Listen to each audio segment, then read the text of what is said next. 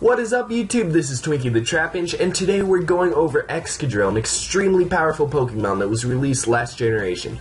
Now, when we look at Excadrill's stats, the first thing we're drawn to is its huge attack stat, with an Adamant nature and 252 EVs. That goes up to 405, which is insane. Now, its other stats, HP is pretty good, actually, but its defense is kind of let it down with the base 60 and 65. You never want to touch the special attack stat because that is just so low and you have no special move pool. There's no point in even trying to do special attack.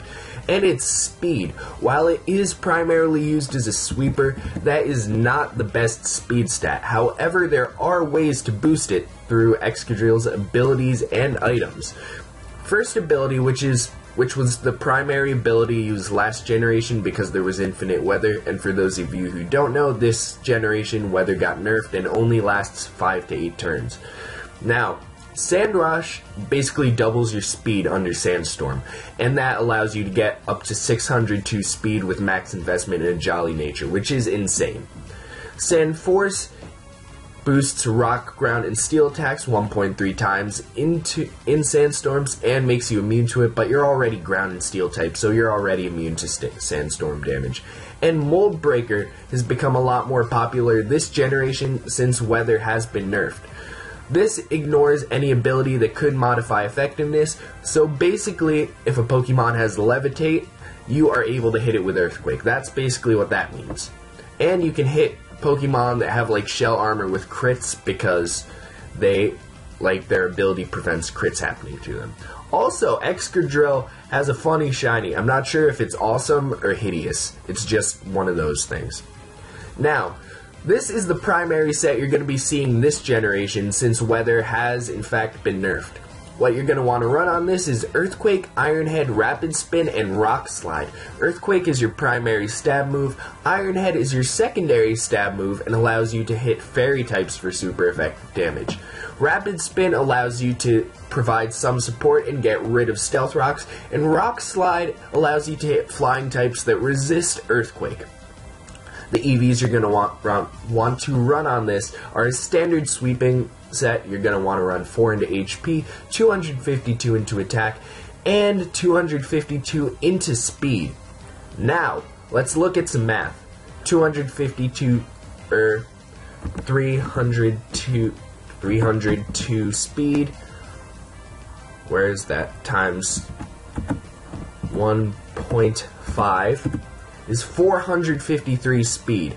However, if you get rid of that in favor of a Adamant nature, you can still have a decent amount of speed. 275 times 1.5 equals 412. So you're still able to outspeed the majority of the metagame. And the only thing that's really going to outspeed you at this point in like Pokemon is Mega Pokemon. So that's just something to worry about. If you want to outspeed like Mega Pokemon with base 135 speeds, you're going to want to run Jolly. But if you don't care about that, you can run Adamant for the extra damage. See? 405, obscene damage. Now, you do have some other options as for attacking moves. If you don't want to run a choice set and you're concerned about being outsped, you can run Rock Tomb and Bulldoze, both of which have a 100% chance to lower your opponent's speed. However, they are a bit weaker than Earthquake and Rock Slide. You can also run Drill Run instead of Earthquake, which has a high crit ratio. So even though it does 80 damage instead of 100, it does have that high crit ratio, so it could potentially do 120 damage. However, Earthquake's usually the safer option. Shadow Claw adds some extra coverage, and if you're running Rapid Spin and somebody switches in a Ghost to Spin Block, you do have that for super effective damage on them. X-Scissor is just another move you can run. This is super effective on grass types as well as psychic types. Grass types resist all of your stab moves, so it's definitely a good option to use here. Now, this is the throwback to last generation. This set excels in doubles and if you can actually set up Sandstorm and have it last for a while.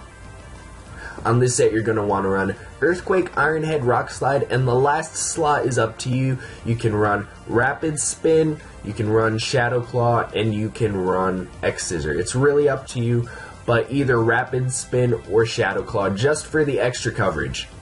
Now you're going to want to run the same EV spread as last time, but this time you're going to want to run, I personally think you should run Adamant instead of Jolly, because let's go back to the calculator.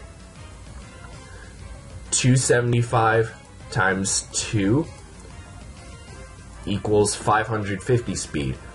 405 times 2 is 810.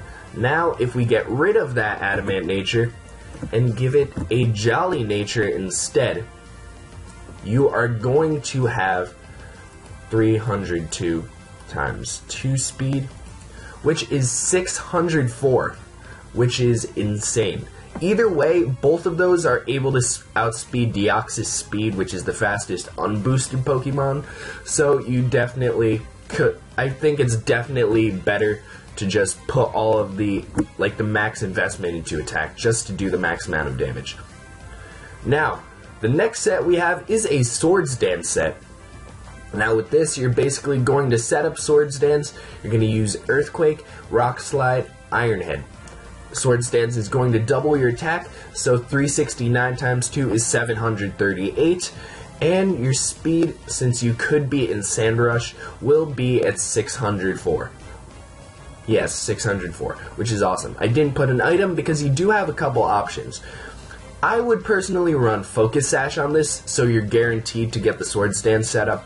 However, if there are rocks or something that you're worried about just breaking the sash, you can also run a Life Orb instead, because you do want to be able to get the Swords Dance up and then deal a bunch of damage with that. So standard EV spread 4, 252, 252, and Swords Dance will be doubling your attack, so that is going to just dent giant holes in your opponent's team if they don't have a counter. It is important to have Sand Rush on though, because you will need to outspeed a lot of stuff. Without Sand Rush, you're probably not going to be outspeeding a lot. Like, you could outspeed the bigger walls and you will be able to KO them, but if they switch in their own sweeper, it will be able to kill you. So that's something to think about. Finally, for those of you who don't know, in 5th gen, Excadrill was so good with Sand Rush that it got boosted to Ubers, which is insane. And this is a bulky set that people actually ran in Ubers last generation. For this set, you're going to want to run Rapid Spin, Swords Dance, Iron Head, and Earthquake. And then, I'm going to go over this in a second. HP 176 EVs, 60 EVs into attack with an Adamant nature, 252 into special defense, and 20 into speed. Now, you're going to want to run Leftovers just for that extra sustain. But now to go over this. Rapid Spin is obviously for Stealth Rocks, getting rid of support. Swords Dance is to double your attack when you aren't supporting. Iron Head is your stab move, and this gen it's extra useful over Rock Slide because you are able to kill Xerneas with that.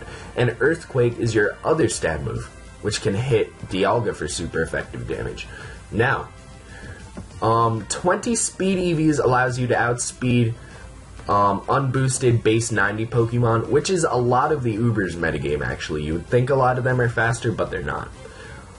Special defense, you want to max that out.